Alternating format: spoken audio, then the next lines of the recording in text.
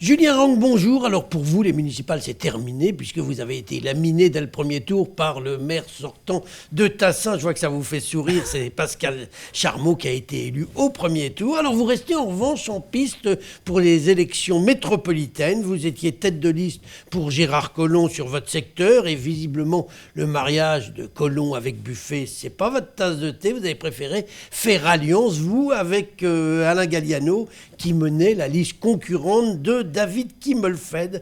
Vous ne craignez pas que les électeurs s'y perdent complètement dans vos dédales d'union à la carte?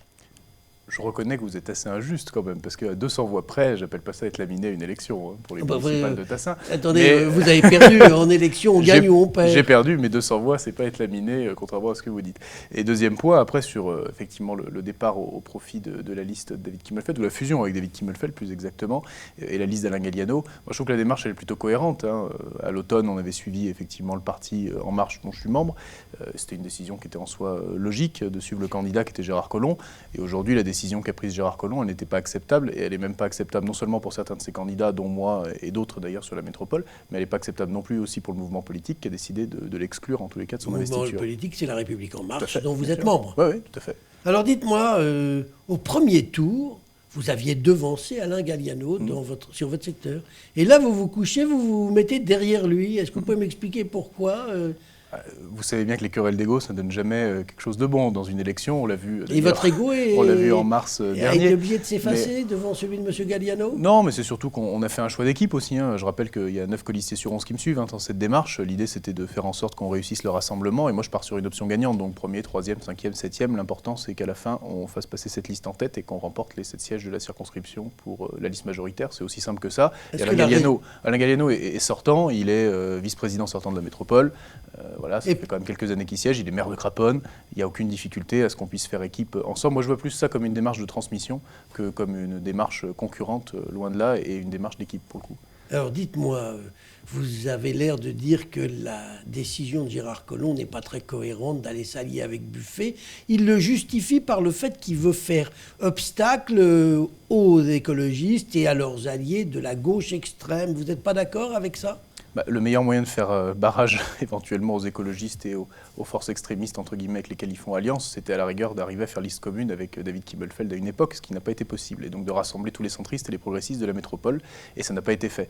Je pense que partir carrément avec la droite dure de Laurent Wauquiez, c'est pas vraiment une décision qui pour le coup est cohérente, et ce genre de manipulation, c'est des manœuvres qui sont dépassées, je l'ai déjà dit, et qui à mon avis découragent complètement les électeurs d'aller voter, et c'est ça qui est incohérent, et c'est ça qui effectivement met peut-être le bazar dans l'esprit de nos concitoyens qui se demandent où on va des fois. Ah oui, là, je pense qu'ils se demandent même pas des fois, ils se demandent complètement. Alors, vous êtes membre de La République En Marche, on l'a dit, votre parti au premier tour a soutenu Gérard Collomb. Avec le recul, c'est pas une erreur? Est-ce que La République En Marche n'aurait pas dû soutenir dès le départ David Kimmelfeld? C'est toujours facile de dire que c'est une erreur quand les élections sont passées. N'importe qui peut le faire. Oui, mais enfin, si on ne tire jamais les enseignements de ces erreurs, comme le font la plupart jamais les politiques, on ne s'améliore pas. En tous les cas, les politiques sont jamais capables de dire bah là, on s'est trompé. Si, mais il y a un enseignement à tirer, c'est qu'en politique, il faut savoir réussir son entrée, mais il faut aussi savoir réussir sa sortie. Là, vous parlez pour Gérard Collomb, j'imagine. C'est libre à vous de l'interpréter. Mais... Ah non, mais c'est libre à vous de nous donner l'explication de ce que vous êtes en train de dire. Je pense que pour le coup, il est en train de rater sa sortie complètement. Alors dites-moi, Julien Rangue, le patron local de La République En Marche, c'est Morgane Griffon. Il a complètement disparu depuis le confinement et le déconfinement d'ailleurs. Vous avez des nouvelles de lui? Je n'ai pas de nouvelles, mais peut-être que... Est-ce qu'il vous soutient? Qu'est-ce qu'il dit? Aux dernières nouvelles, il n'y avait pas d'accord entre François-Noël Buffet et Gérard Collomb et Laurent Wauquiez, c'est ce qu'il m'avait dit la veille de la conférence de presse. Donc vous voyez que voilà. Et c'est vous avez eu des nouvelles, donc j'ai eu des nouvelles la veille de l'accord, effectivement. Donc on ne sait pas s'il vous soutient, s'il vous soutient pas. Je suppose que, eu égard à sa position, il suit la position majoritaire dans le parti La République En Marche.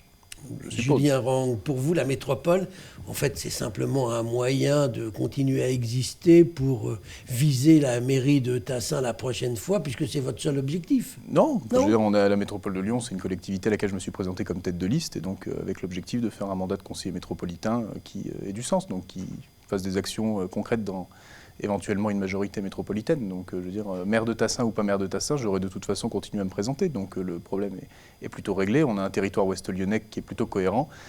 Donc, il n'y a pas de raison que je ne défende pas aussi ce territoire au sens plus global. Et c'était le sens de la candidature.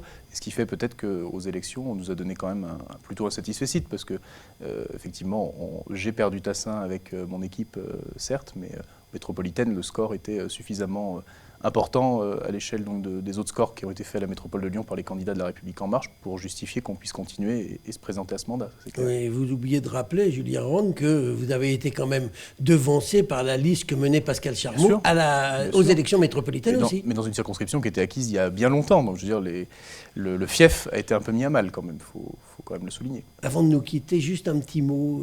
Demain, il est probable que personne n'aura une majorité absolue à la métropole. Vous pourriez être membre d'une majorité avec Gérard Collomb, avec François-Noël Buffet ? Je ne suis pas un grand fan de l'anticipation de ce genre-là. Moi, j'attends que le deuxième tour soit passé. Et puis, une fois que les élections seront passées, là, on verra ce qu'on fera. Mais... Vous êtes jeune, mais vous avez déjà une maîtrise parfaite de la langue de bois. Non, ce n'est pas de la langue de bois, c'est une réalité. Vous ne pouvez pas demander à des gens, alors que l'élection n'est pas encore passée, et qu'on a défini en plus la date de l'élection relativement rapidement, et qu'on va devoir faire une campagne éclair, de se prononcer sur une majorité où, pour l'instant, on ne sait pas du tout comment elle va être composée.